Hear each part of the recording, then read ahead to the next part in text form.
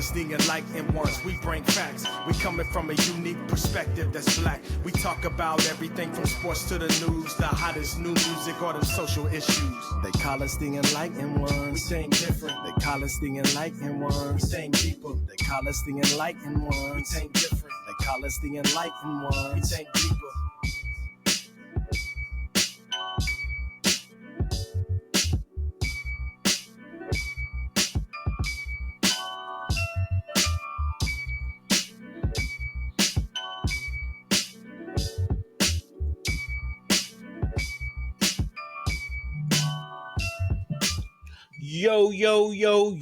Yo, welcome back to another week of the Enlightened Ones podcast. As always, you got your boy Deuce in the building. Got my man James with me. What's happening, boss? Yo, what's up, brother? What's up with your big dog? Chilling, man. We got a special guest with us today. Really special. My pops, James Jones Sr. in the building. What's going on, Yes, man? sir. Yo, what's up, Yes, gentlemen? sir. I like those very distinguished names you two carry. Yes, sir. We got Big three James James on the show. Your for y'all parents today. definitely loved you. I'd say that to you. For sure. Oh, man. How y'all doing today, fellas? Hey, great day to be alive. Hey, I made it through another day, bro. That's it. Oh, Made man. it through another day. I was gonna say Friday Eve, but James Senior over here is retired, so every day is Friday for Yeah, I him. was You gonna know what I'm say every saying? day. Every day's Friday. Man, I love going to sleep and waking up in the morning. Oh man, you know, must be nice Yeah, enjoying he- the nice retired life. Hey, Yeah, you waking up when your body's ready to wake up. Hey, look here, from the financial conversations we had before we started, I think y'all be here quicker than I was. Yeah, hey, I'm hoping so. Just I'm gotta hoping so. implement it. Yeah, you all got a head start. I didn't have people passing on knowledge. Well, Yeah, I was see, actually talking to a buddy about that earlier, man, because he was talking about. He was like, "Yeah, just I ain't learned too much about it." Because I was asking him, I was like, "You know, what you been trading? What you been doing?" He's like, "Man, nobody ever taught me. You know, I just been learning as I go." I was like, "Man, my pop started learning. You know, he taught me what he's learned. Had people like James along the way that he already had some knowledge. So we've been able to bounce off each other for these last few years. So it's yeah. that financial literacy is definitely important, man. Every time I've ever traded anything, I've had it with a partner. Oh yeah, And the bottom line is we would both have the same stock or option. We didn't trade it the same, but we would bounce opportunities back, and I'd say, yeah. talk me off the cliff before I do this. Oh Yep. yeah, Yep, you gotta have that accountability partner, for man. sure. So And Deuce definitely done talked me off some cliffs before. So. You It's definitely been vice That's versa, what yeah. friends are for. mhm. I've had friends that have pushed me off. Why did you let me do that one? I tell you, man, but when that money rolls in, you start seeing them dollar signs. Yep, You know you that like, thought okay. starts going after you. Like, hey, we going, boy. And Let's stock do it again. options will really get you. A stock option will really get you hooked when you hit Oh, one. my.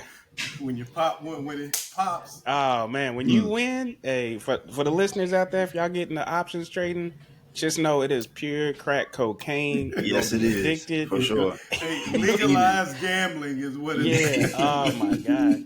You know what? That's what I was telling my homie though, because I was like, I do something similar with sports betting, to where it's almost the same thing in a way, because you don't know what's about to happen. Just like with these options and stocks and stuff, you have no idea what's Yeah. about to happen.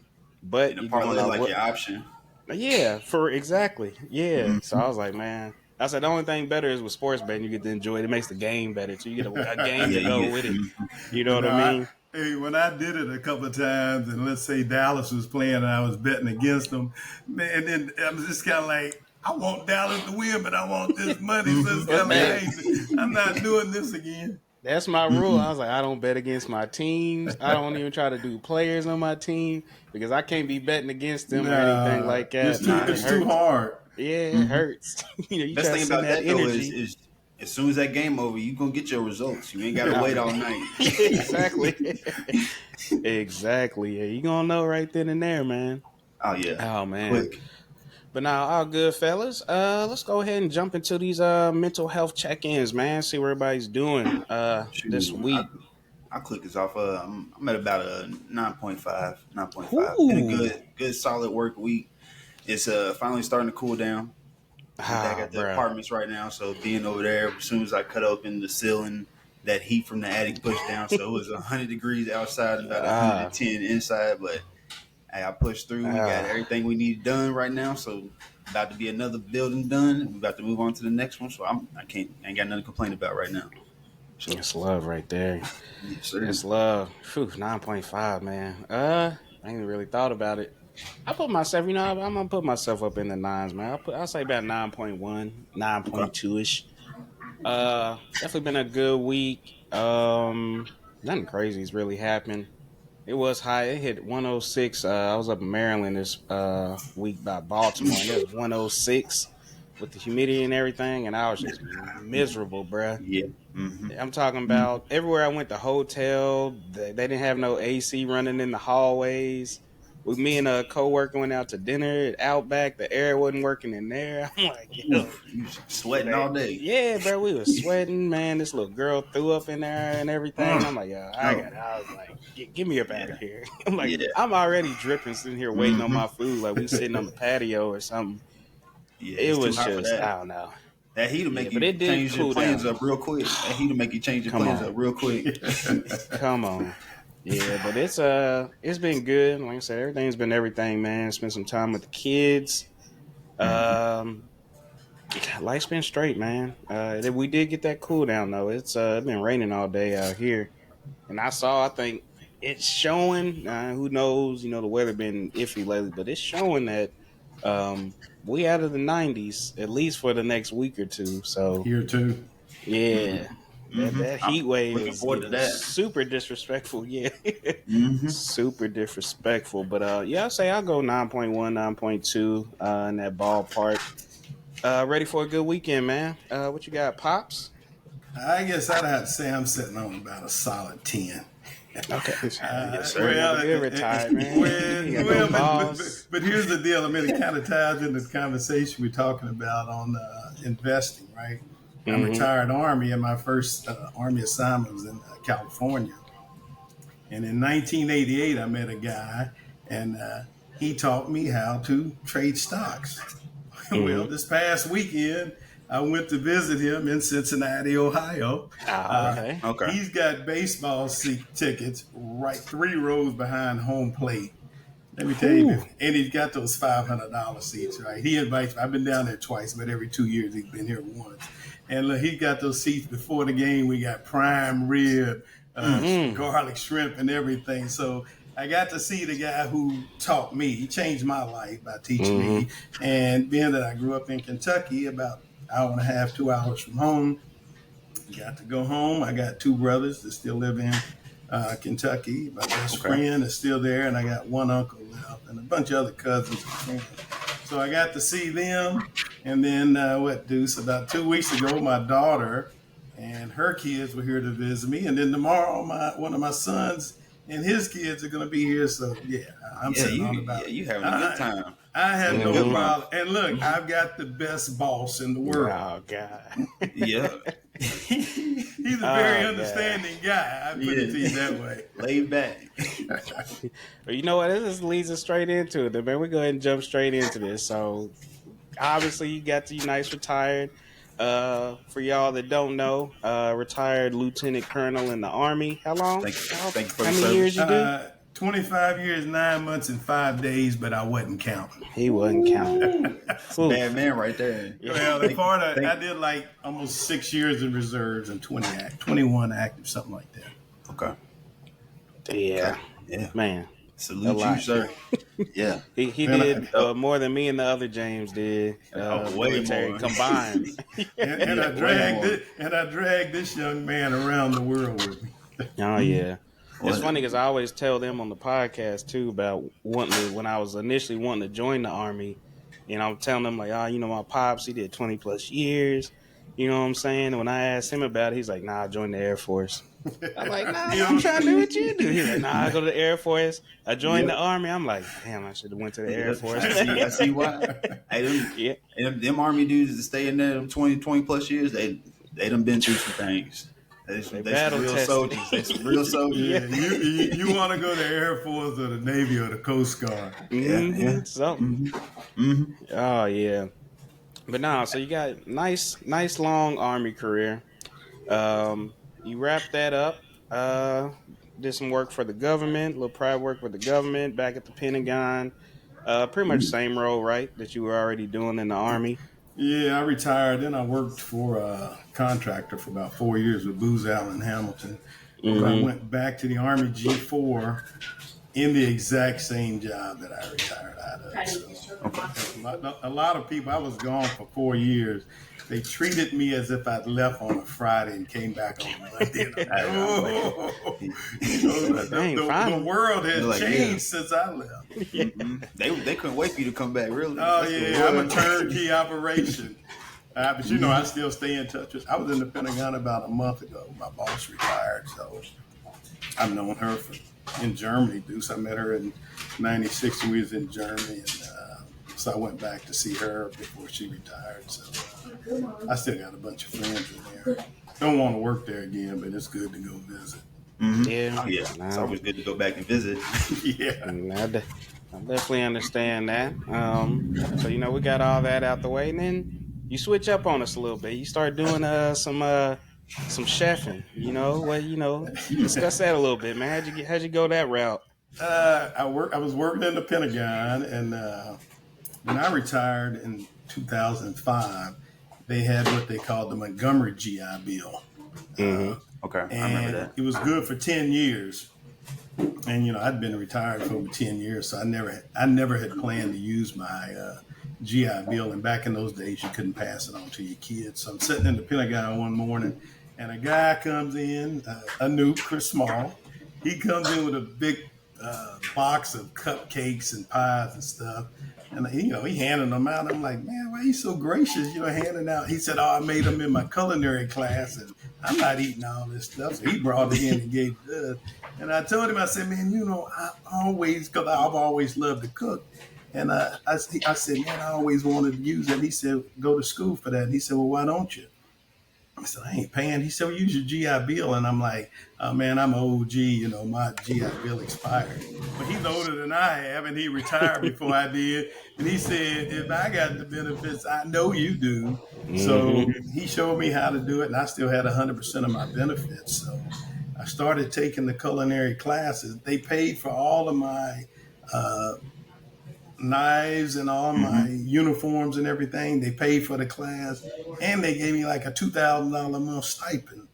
And everything I cooked, I'd take it to work, and give it away. And I still make the stuff. Deuce, you've eaten some of it, and my wife really likes the fact that I can cook.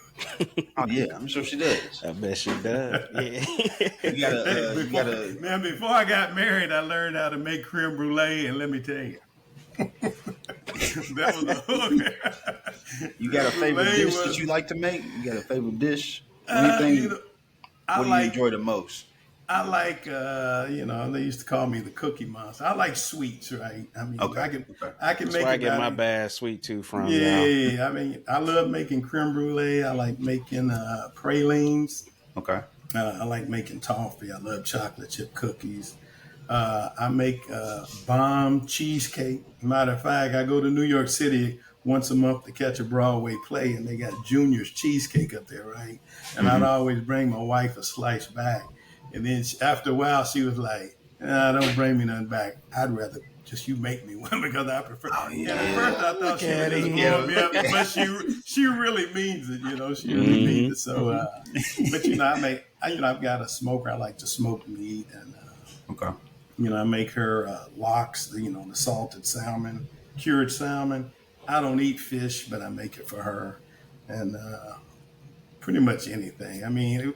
Hey, Deuce, what did I tell you and Jasmine when y'all was kids? If you can do what? Read.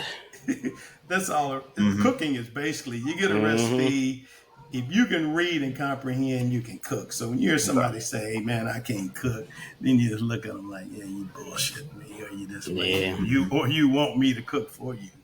That's why I enjoyed baking too, because I'm one of them people. I get something new, I'm reading the instructions. I know a lot of people get something, throw the instructions book it. Nah, I'm reading the whole instructions. And baking, you literally got to follow them instructions. Ain't no you guessing and sprinkling your own look. Nah, if it ain't by the book, step by step, you gonna have a bad product. Oh You know what I mean? yeah. There's when you basically if you cook meat and potatoes and whatnot, it's pretty forgiving if you make a mistake. Okay, Mm-hmm. I can add a little bit more water here, add something here.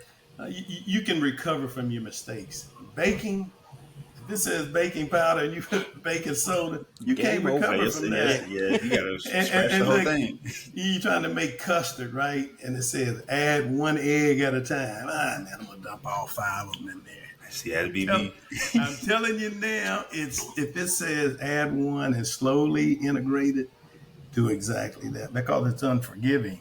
And what's even more unforgiving than the baking is when you make candy confection, Mm-hmm. because the heat. When most people, anytime you cook, if something goes wrong, more than likely it was the heat. The Okay. heat was too high, more than Yeah. likely.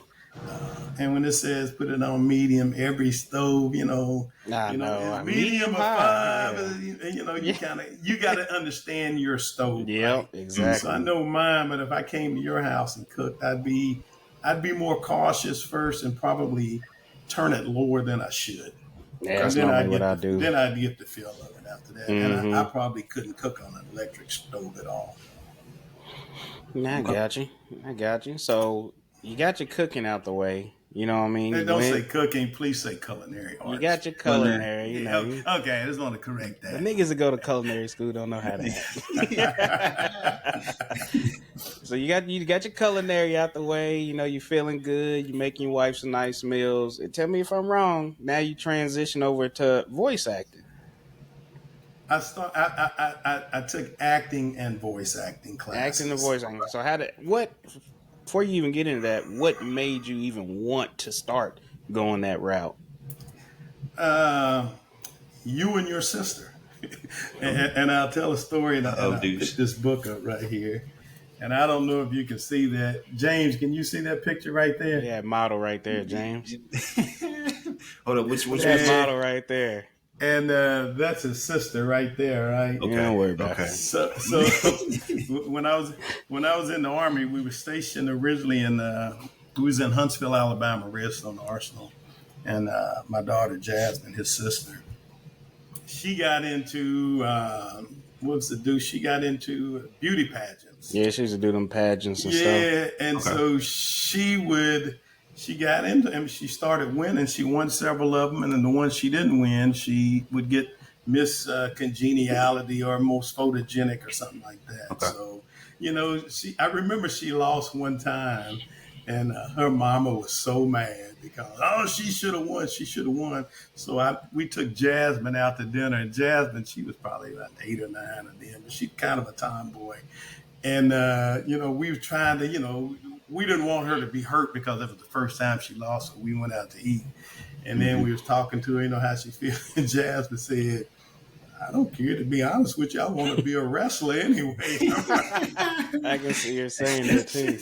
And She was so, very much tomboy, yeah. so that's what started it, right? So then we went to Germany, then we came back, and do you remember we were in Mississippi, and your mom, I don't know, she heard on the radio because they had all the casinos, and the casino had whoever this company is, Model Look. If anybody knows who they are, they're the biggest fraud company that ever existed. I thought you were shouting them out for a second. Nah, I'm gonna shout them out for somebody to arrest them as crooks. Anyway, so they had a thing, you bring your kids down. I didn't know we was being snookered, but you pay for them to get into the modeling. They're gonna help you model, and they're gonna guarantee you 2 sites. At least 2 commercials. Blah blah blah, and it only costs you $900 and something dollars, which I know for a fact that we did not have at the time. So I'm sure we put it on a credit card, and we waited. We waited, and all I ever got out of it was this magazine right here, which is why I will never ever get rid of it. So we got the magazine, and then that was in 1999, 2000 time frame. So then after that happened, nothing happened. We PCS moved all around the U.S. and back to Germany. fast forward to, I guess, about 2000 and 2020. Within the last 3 or 4 years, Jasmine, my daughter, she's got kids down in living in Dallas. She had a son at the time. And see, my deal for wanting to get Jasmine into it and Deuce into it was, country boy from Kentucky. Had no idea. Being on TV was, if you was on TV, I was born in 1962. If you was on TV, you were white.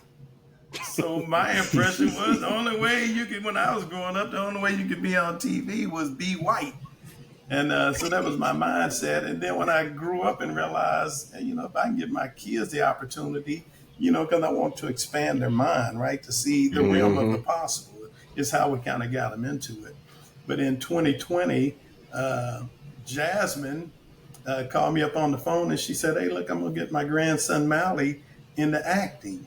And I was like, because she remembered back and we had the same conversation we did about it. And I'm sure I forgot he was doing that too. Now I think about it. Yeah, well, and so she said that. And then I was like, "Oh, yeah, you pay this and blah, blah, blah." And I said, "You know what? I want to." She said, "Yeah, they got." She said, "Okay, I'm like, hook me up with the same thing." Because you remember, Deuce, I called you up and said, "Hey, you want to get Maya into it?" And you're like, "I don't think Maya wants to do it and all that stuff." So, yeah, but I want to open my kids' mind, the realm of the possible, the stuff that I could never imagine. And so we did it, and we both signed up. And part of the deal is we're going to send your pictures and everything off to talent agencies and everything, for audition. Well, anyway, my grandson Mally, he started getting all kind of auditions. He got that personality too. I got almost beat as bad as I did with this because I still didn't get an audition from it. But what I did do is part of the fee that I paid, it included headshots, right? So the money I paid included the headshot. So the lady hooked me up with some company here in D.C. And the guy called me up, and he happened to be a black guy. And I never met him. We didn't know each other. And so I was going to meet him right across the street at we got a community college. So with meeting him over there, I, put on what I was going to wear to take the photo shots. I don't know anything about it. So he starts taking the photos. And you just vibe with some people. We just started talking and we jailed and bullshit or whatnot. And then he was like, "Oh no, man." He said, "Look, okay, I'm gonna stay in touch. I'm gonna hook you up with some guys to try to help you get started, right?" Well, anyway, 2 days later, he said, "Hey, you play golf?" I say, "I got more golf clubs than you can shake a stick at, but I ain't worth a damn. But I sure look pretty on the golf course, right?" He said, "Oh, that's all I need you to do. He said, bring some outfits and show up." So we showed up, and this was a modeling to take Photoshop to try to promote blacks playing golf on this one golf course.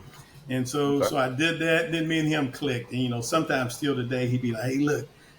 Can you come out, model some stuff for me?" Because he takes picture of food and alcoholic beverage because, you need all kind of photo stuff. So I'll help him out with that. Well, he introduced me to this one guy who I've still never met in person. And he told me about a acting class that he had taken. And I signed up and took the same acting class that he did. And now you're getting into the COVID time frame. Was this in person or like a virtual class? Yeah, this was in person, but it was right after COVID hit. You know how probably like 8 or 9 months. So they were still letting you come to class, but you would wear the mask on. Yeah, so we had a mask on. And I'm scared to death because let me tell you this. When you act, you have to just kind of, be vulnerable. And so, I'm like showing up and it's kind of like, I don't really think I want to stand up in front of 15 people to be or not to be. But so I took the class and that's what started it all off right there. Shoot. Sound like you got that energy as soon as you got around the dude to take those pictures. The opportunity just presented itself right there. Yeah, it's that good energy right there, sir. Well, and it started good, but I got to let you know, I kind of turned the heat down a little bit. Well, because you get lazy, right? It was kind of like, so I took the class, and I did my monologue. They film it and everything, and then you got to sign up. You got to advertise stuff. You got backstage, actors access, and different things. So I started signing up for different things, but I still wasn't auditioning for anything. It was just kind of like I was just going through the motions. Then the one guy told me about role playing. He was like, "Yeah, you make $250 a day for role playing." They say it's kind of get some acting skills, and what it is, it was a company. Non-governmental agency like the Red Cross and different, folks that deploy overseas in war zones or, in Africa, poor countries. Yeah. And, but what it is before they go, there's a lot of times they're in harm's way. So they want to teach them how to, what to expect when they get in this country. So we kind of worst cases, they may be taking hostages and whatnot. So part of the role play is you put on a uniform, you got an AR-15, M16 and whatnot, and then you got scenarios, right? You got to getting them prepared. You're just trying to get in their mindset. And the way they do it was kind of like, you can say anything to these people that you want to, except for anything sexual in nature, right? And, I consider myself a nice guy. In the Army, you got good guys, good cop, bad cop, right? I'm normally the good cop. That's just normally my personality. But when it came to acting, oh man, I was a hell of a bad cop. And I'm like, shut the fuck up, I could just I could be a drill sergeant like that in a heartbeat. Probably because that's not who I am most of the time. But I used to love playing it. So when we finished the role playing, a bunch of the students came up and like, "Oh my God, you seem so realistic. I thought you was really gonna kill me, right?" So we laughing about it, and then that got me started. And then I did a lot of times with acting. Sometimes you got to do free parts, right? They got student plays. I've still got stuff that I've done 3 years ago. And I've never even seen what it looks like yet, because everything you do it's not seen everywhere. So you'll do it sometime. You sit back and wait. And I did one in Richmond probably about 3 years ago, and 2.5 years ago, and I got it back last week, right? And this was one of my very early ones. I can laugh at it now. I was playing a stabbing victim, right? I was a lawyer, and I'd gotten this guy put in jail or whatnot. And I'm running through the park. I'm glad they was like, "You got a sweatsuit or everything?" I'm like, "Yeah, I got one." "Yeah, but it can't have a logo." I'm like, "No, I don't have one." So they went out and got a long version. Well, thank God they did, because they had to cut it up and everything, and blood and everything on it. So I'm playing, overacting is what I was doing, but I didn't know. I finally got the clip back about 3 weeks ago, and I laughed so hard. It was so terrible. The kids was like, "They killed Grandpa. They stabbed Grandpa."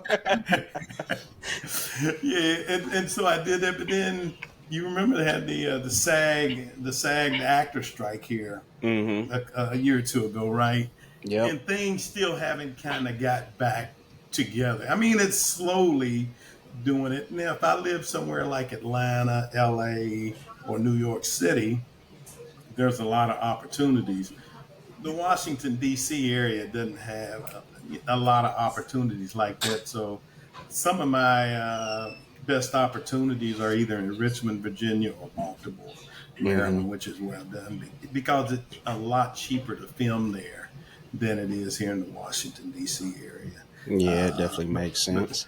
And so, I did that. Then I've taken a couple of voiceover classes. And I was kind of like, I wanted the voiceover because, hey, I can do it from home.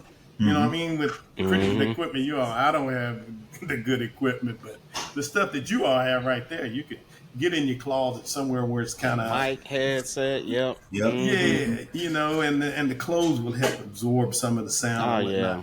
I don't have any of that. So, and I was doing it because I wanted to work from home. But then, after COVID hit, and I got so sick of being in the house, I don't even apply for anything to work from home. I don't want to do. I don't want to do any work to work from home. So then things died out in my acting career. So I stopped, and then I saw this thing online called Reel to Reel, where you pay money to make a reel. They make a scene specifically for you.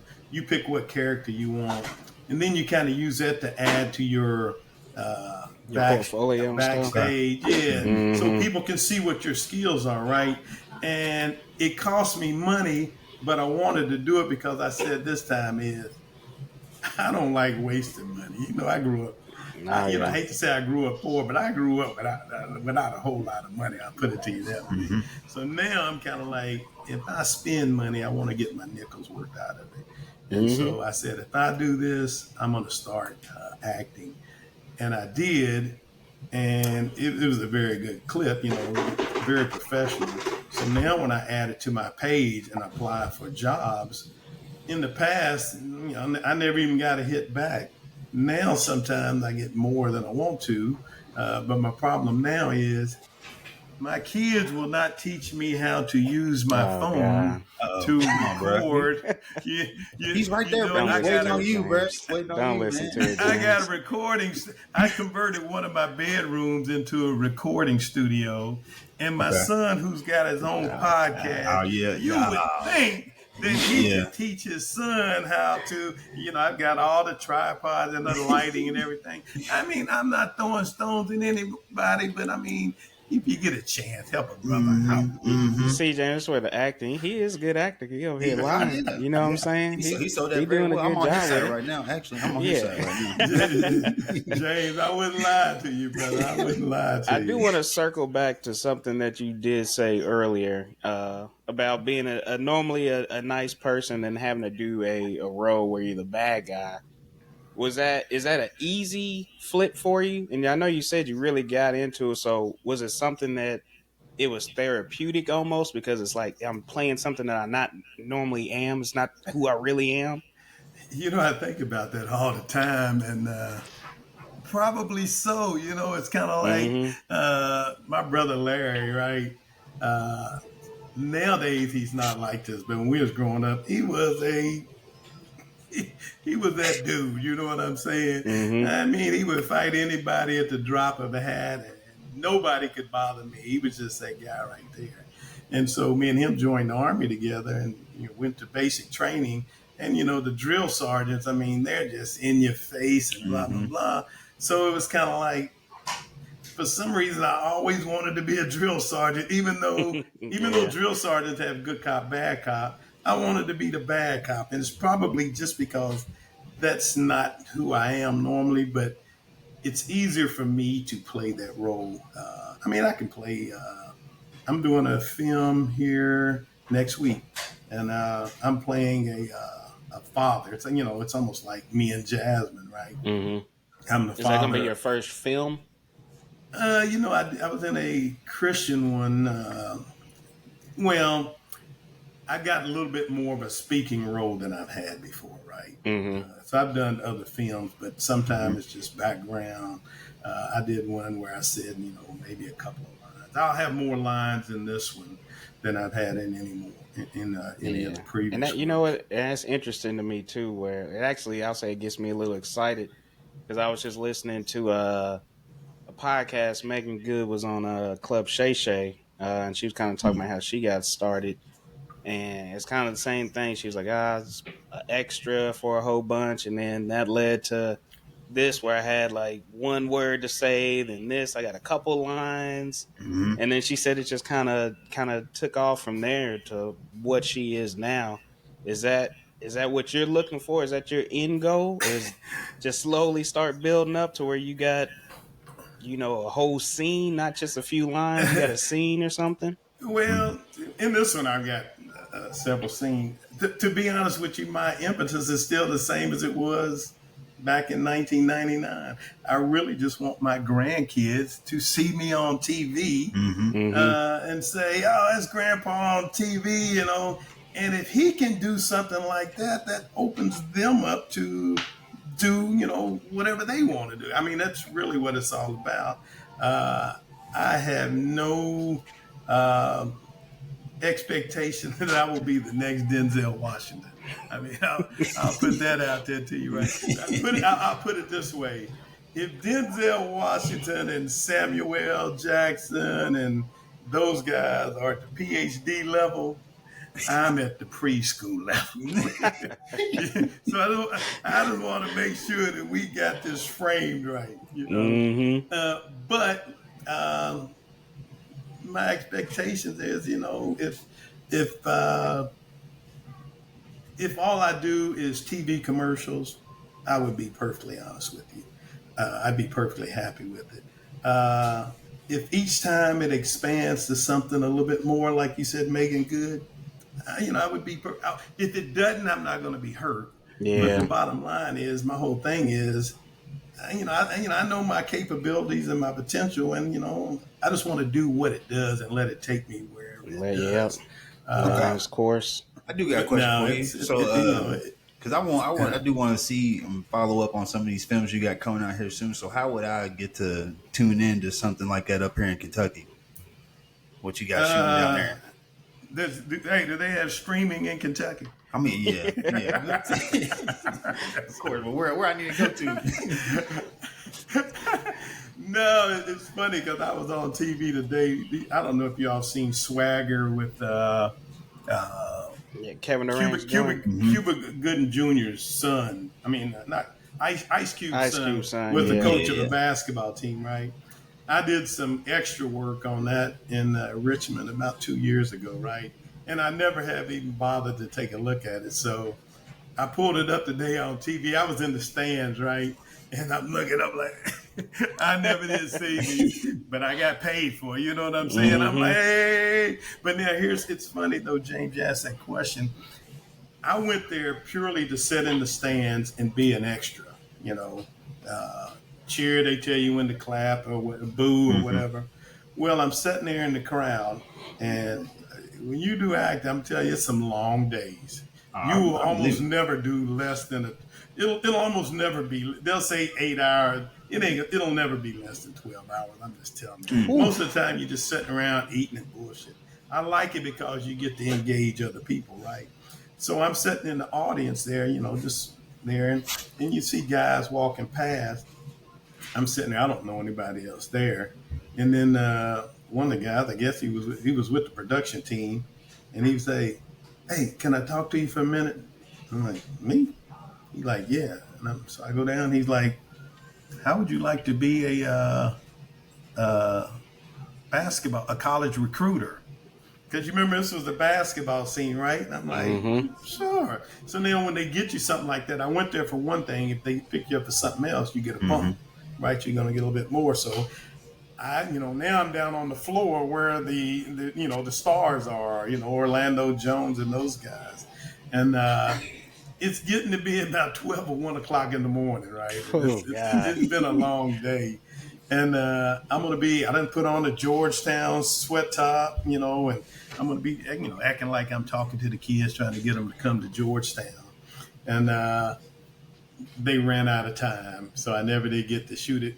But the deal is, a lot of time being an actor is just being there because they don't know what they're looking for all the time, right? It's kind of like, have you ever heard you don't know till you see it. I don't know what right looks like, but I'll know it when I see it. And that's kind of, so when you hear people say, oh, to be an actor, you got to be tall, or you got to be shorter, you got to be handsome, or you got to be light skinned.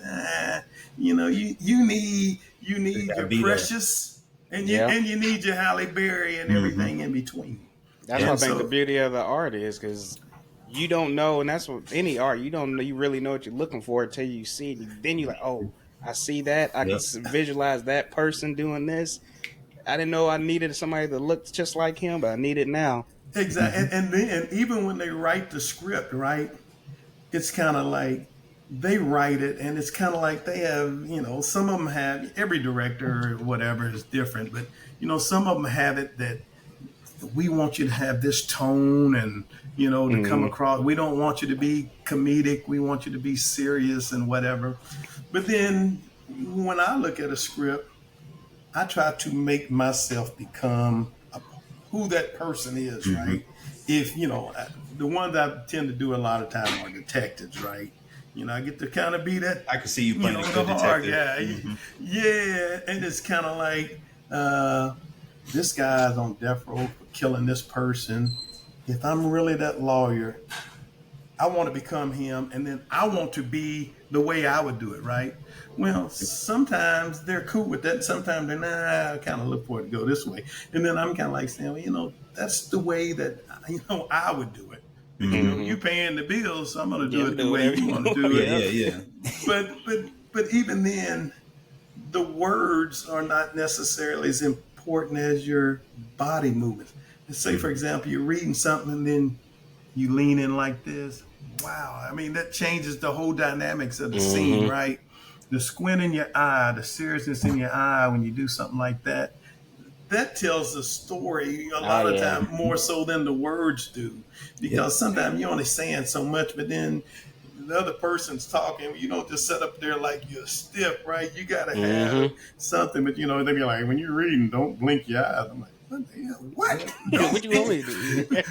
but it's like anything. If you got 10 teachers, all 10 of them are probably going to teach you something different. And every single time I do any filming, I learn something different, either from the casting, the directors or whatnot, or your co-actors with you, right?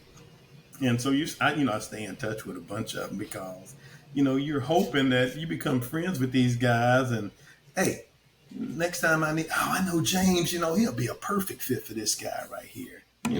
Relationships, network. That's everything. Yeah, and it's really important in this business. But like I said, I go to me and some of my buddies up here. We go to New York, catch the Amtrak up to New York City once a month to catch a Broadway play or a musical. Right? I love the Broadway plays and the musicals. I don't want to do theater. No. Let me tell you this. You want to talk about, that is a job. To me, that's the hardest thing you can do right there. And we was talking about cooking, and it's unforgiving. You get out there on that stage and get locked up. And that's live, ain't no going back. and let me tell you, when you shoot these scenes, right, if you see 5 minutes worth of let's say you see a 5-minute scene on TV, right? It probably took 5 hours to make that because you do it over and over and over. Sometimes it's because you start saying your line and you get tongue tied. But then a lot of it is they got to shoot the same thing from several different angles. Yeah. They got to shoot it close up from this angle. They got to shoot it from the back. So I'm saying the same thing over. I mean, I may do some of it sometime 10 or 15 times. And then your throat, so it's always you got to have your something to drink. Yeah. It tests your patience too. Yeah, and then sometime when you're auditioning, right? Oh my God, the lines back and forth. But as soon as that director say action, everything blank, and they looking at you like, oh, money is time. I mean, time is money, and it's kind of like, then you can feel that pressure on you, right? So when you're asking me how far I would like to go in this, if you ask me right now, I would tell you, I don't want a leading role. That is a job. But do you think that will change the more you grow and the more comfortable you get? And you're like, because you know how it is, you start something new and you're like, I'm kind of in it and I don't want too much because I don't know a lot yet. I say that, but let me tell you this. It's one thing when you get a script and your piece is 2 pages, but then when they give you the thing and it's like this thick and you like, oh shit, I'm in like 20 scenes, right? And it's kind of like, I'm almost 62 years old and I got a Kentucky public school education. I don't know if I can absorb that much knowledge, but I do have a good memory, right? And I pretty much have a photographic now. You got time. And look here, I ain't trying to work my way into a job. And that's why, for sure, when I apply, I never do theater. And I say that, and then I see sometimes they have these little local Christmas plays and whatnot. And then I'm thinking, you know what? That would probably be fun as long as I'm not the lead actor. Yeah, it'd be a nice challenge. Yeah, but what I would really like to do, because I like musicals, right? I don't want to sing the solo, but you know, if there's 15 of us, I can fit in with that. You fit the crowd. But just don't make those dance routines too tough. Because I got two left feet. I can do the Kentucky two-step. Don't make it too hard for me. Mm-hmm. So I know you said there's a lot of pressure, you know, anxiety, everything when those cameras and everything finally get to rolling. What would you say is the hardest, most challenging part about acting, especially when you first started on? You know, if you take the class, you don't really know what it's like being on a set, right? You know, you see it on TV.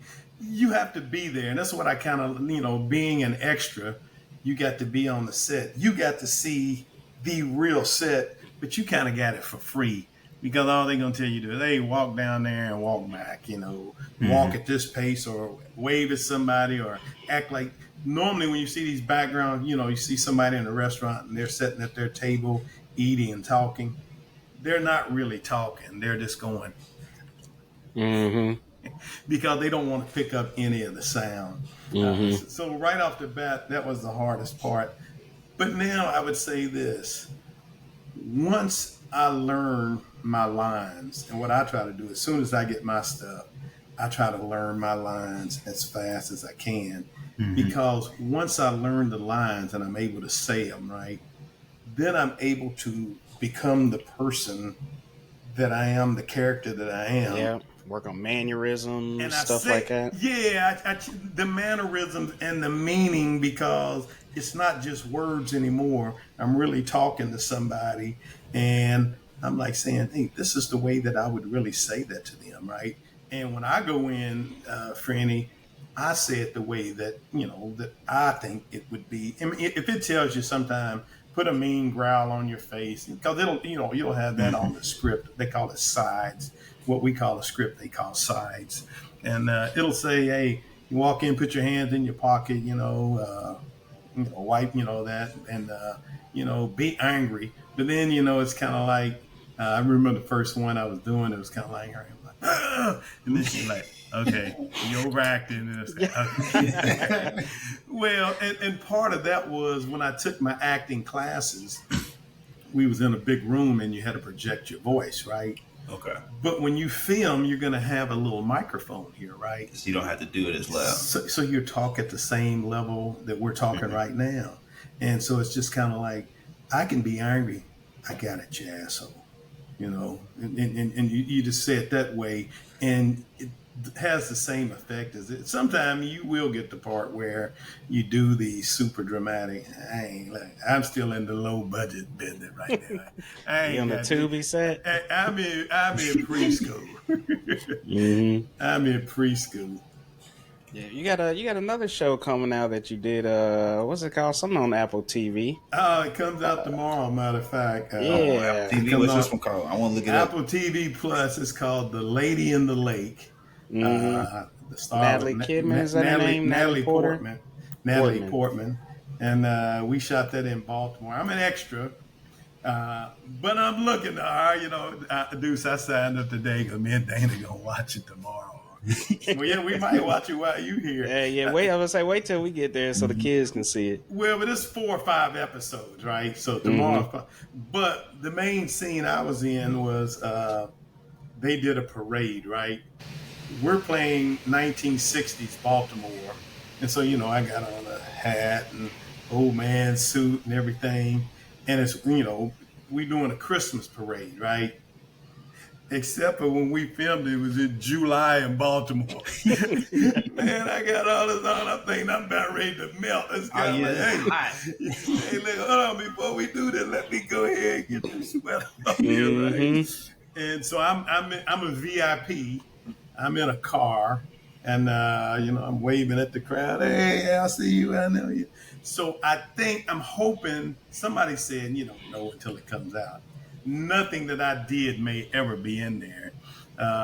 But we said, no, this is going to be part of what they show when it first comes on.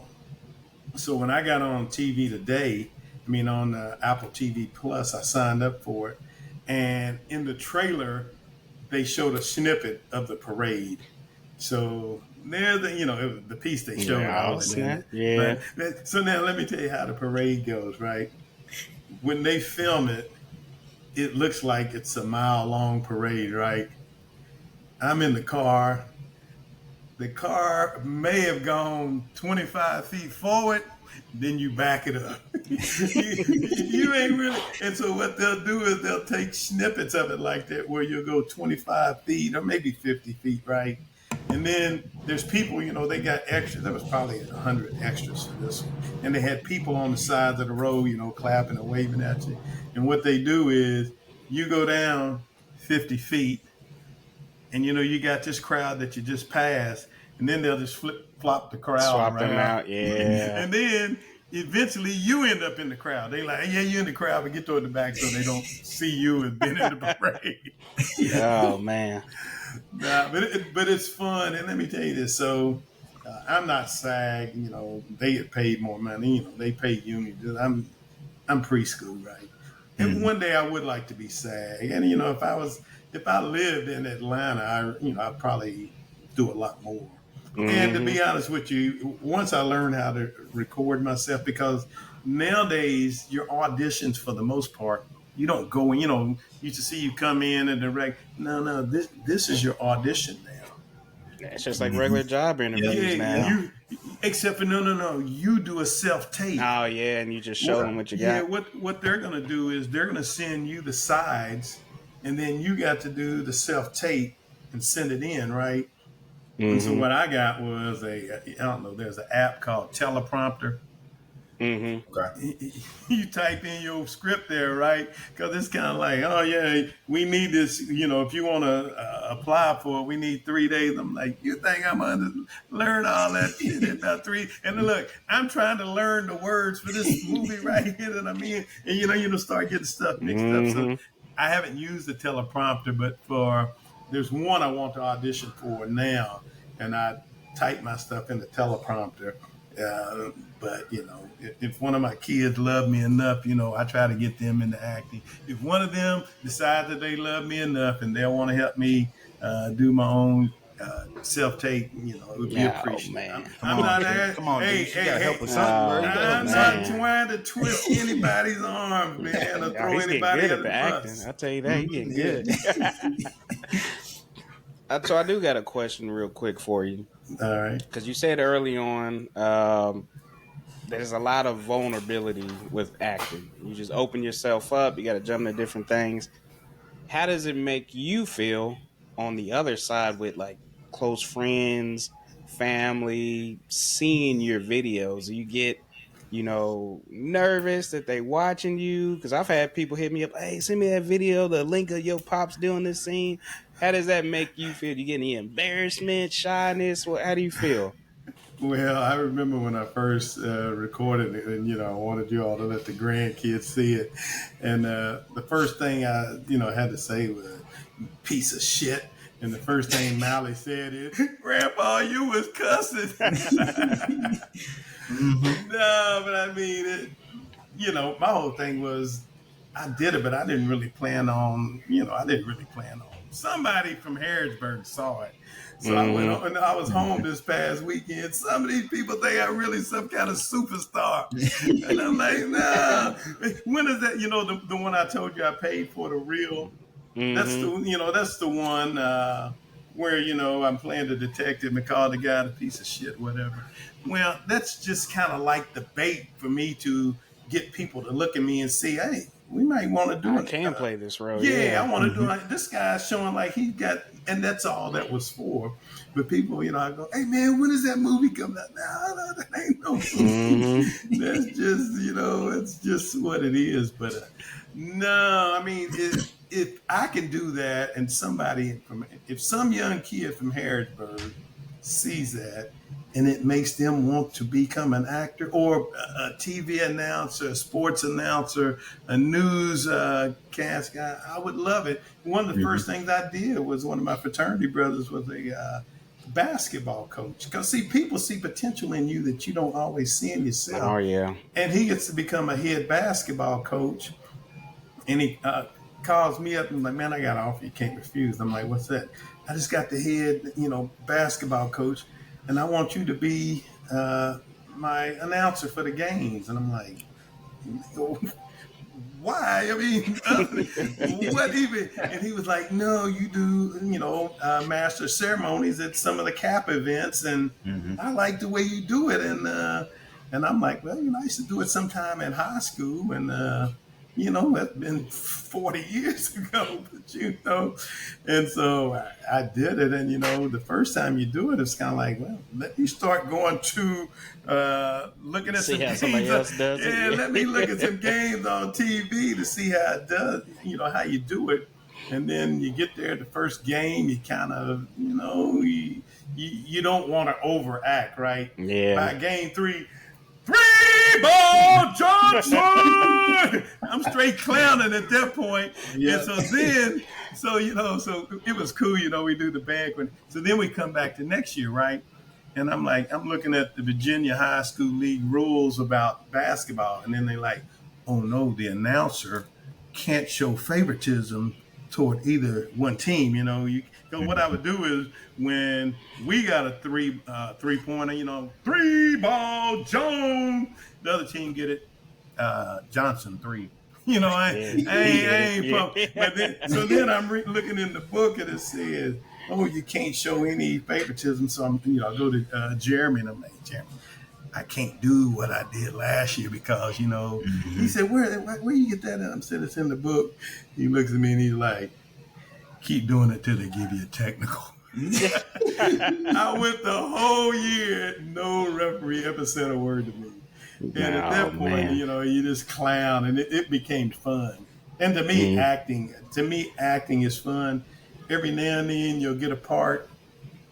Some words, when somebody writes something up for you, even though you've been in the situation, they put words in there that you wouldn't say. Like, this is stupid. That's what you be reading them things. You be like, yeah, what is this? And it's hard for it to come out of your mouth. It ain't natural.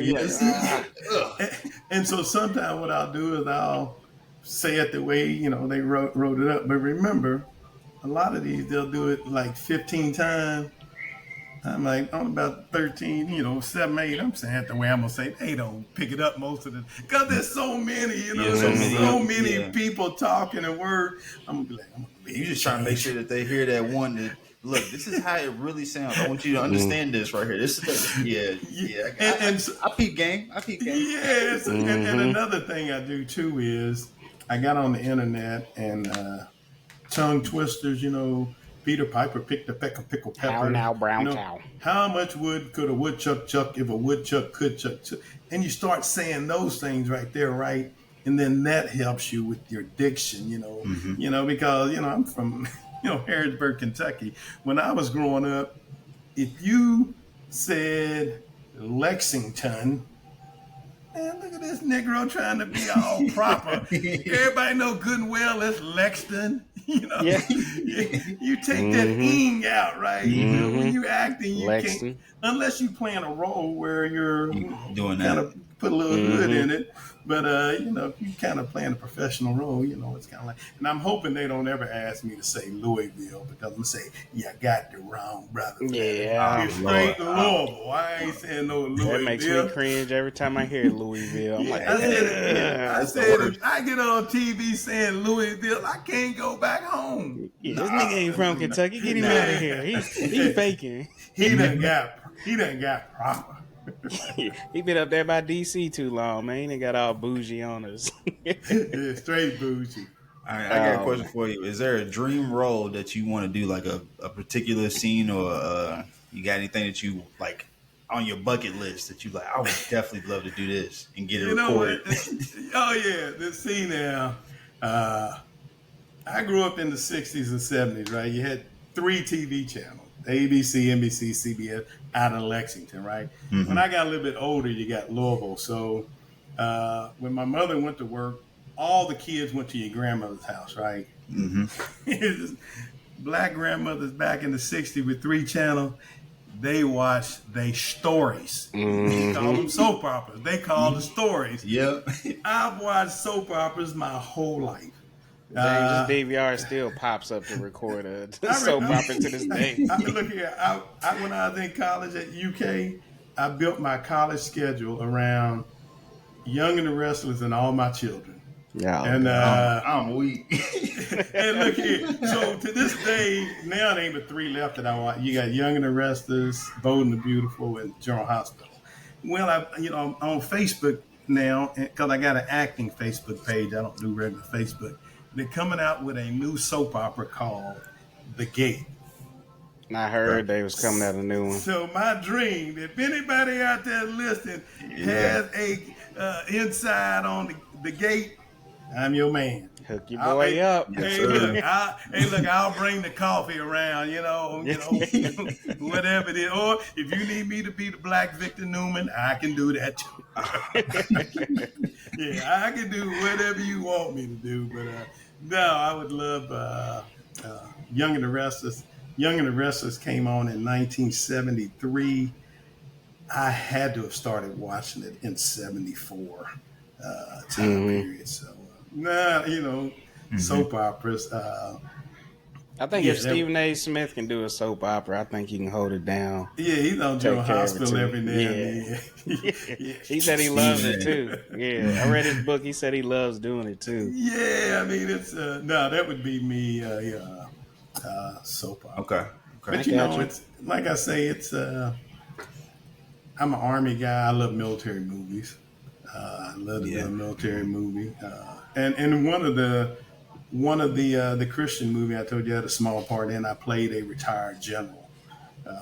Kept my beard on and everything. And I'm a wise, what they call in the Army, a gray beard. And I'm literally a gray beard. Even though I tell everybody I paint that in. They ain't really gray. I paint that in, to look more my age. They go to acting right there. Yeah. Yeah, but I love to be on The Gate or whatever it is. I don't know if when it's coming out, but I would do something like that. Well, my last question for you. Or any movie with Halle Berry. I mean, I wouldn't. I ain't mad at that either. Dang, I'm just playing. I'm just doing this. I'm just acting. Yeah, he's practicing, getting it out. You know what I mean? So my last question for you is, what kind of advice, tips, anything would you give just any young person looking to get into acting? They ain't gotta be a young person. Anybody at all that's like, hey, I've had a passion about getting into acting. I don't know nothing about it or what to expect. What kind of advice or tips would you give to them? My advice would be, and I'm going to assume that, young kids don't have money, right? So every college has a drama department or whatever, right? And those kids, they have to come up with plays, and you'll see if you get on stuff like Facebook has all kind of acting groups, right? Oh, yeah. Get on one of them, and then you'll have some college, hey, as part of my college thesis, I got to do this play, and I need somebody to do this. We can't pay you anything, but, we have food. And let me tell you this, you eat well. They got food all over the set, but I would join a Facebook group, and I would, do some of the, apply for some of the free stuff, right?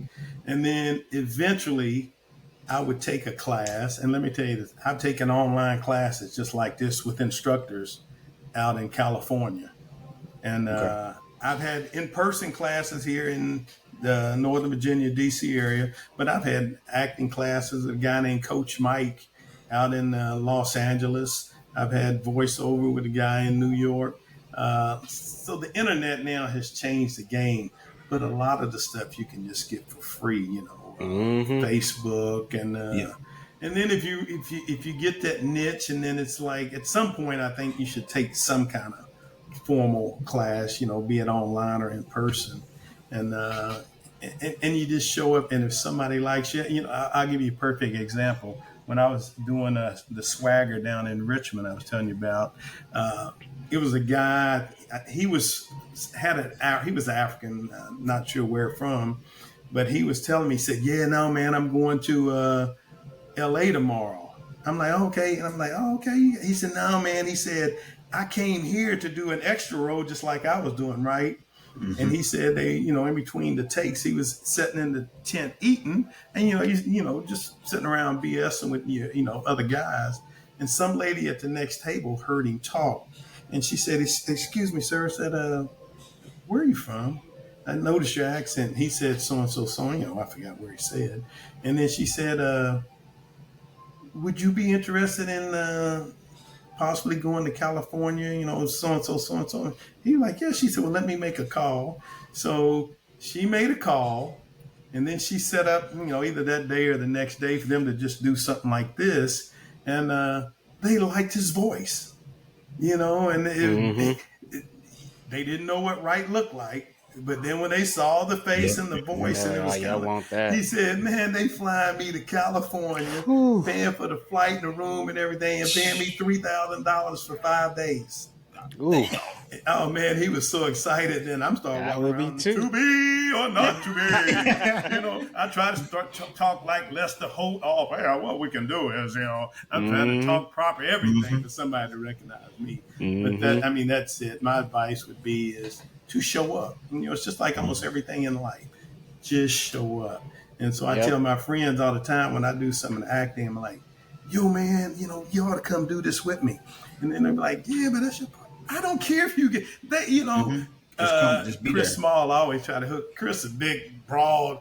I'm like, dude, somebody's gonna see you and say, "Oh, I need one of you." I'm just an old I'm just an old bald head guy. And we're a dime a dozen, you know what I'm saying? But there's some people that just have that look, that uniqueness about them. Yeah, or the voice. Russell's got that voice. I keep telling Russell him, does. "Russell, get out there, just show up sometime." And you never know who's watching you. And when you're on set, I don't care what role you're doing, you are auditioning.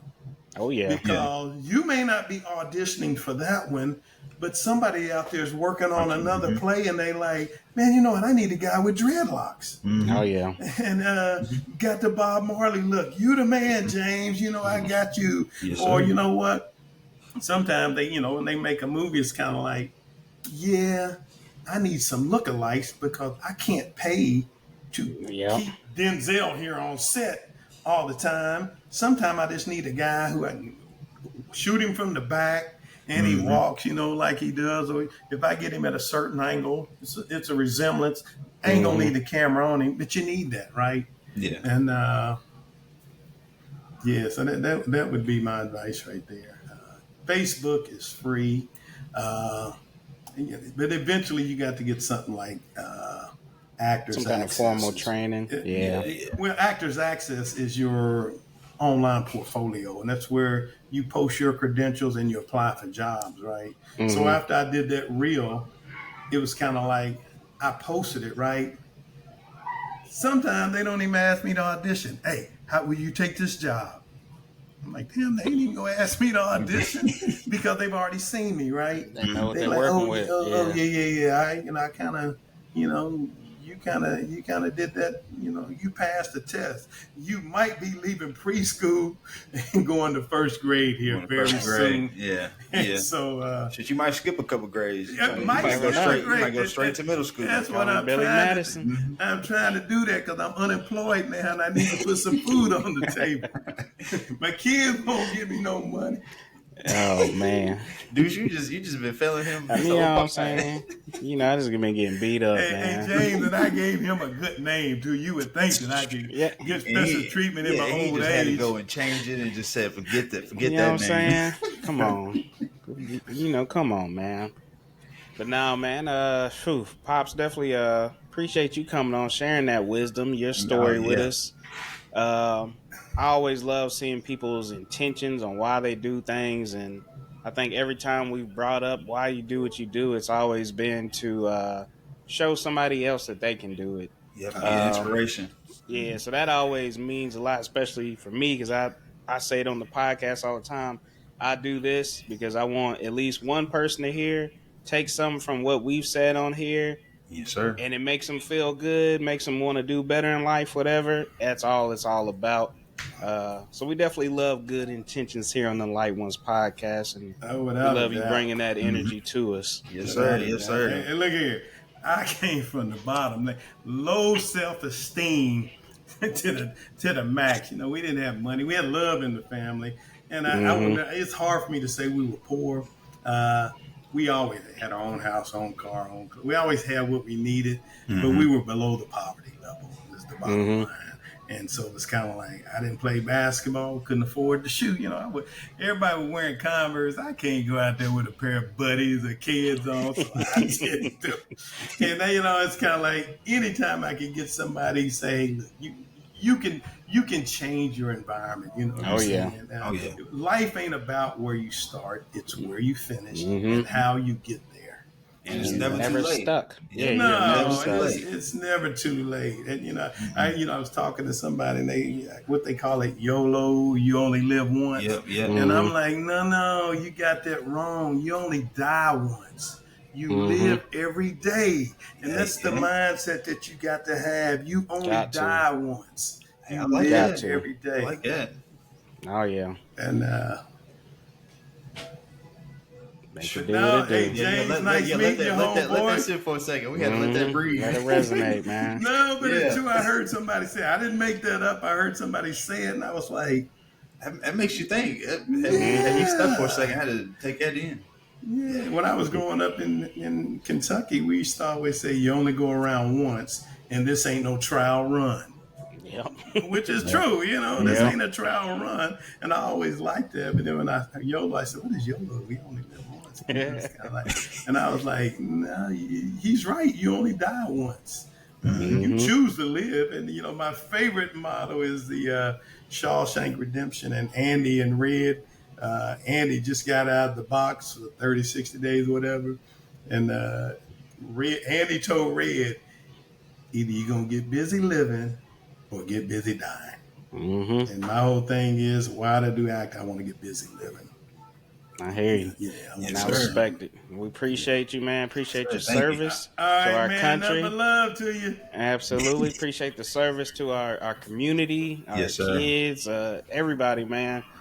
Just for being that good role model for us, and definitely appreciate everything you've always done for me, man. And just great having you on, especially Number love. in this climate. It's funny because you got your acting. I'm doing podcasts. Son Russell, he's on TV, doing PBS stuff like that. We got my sister.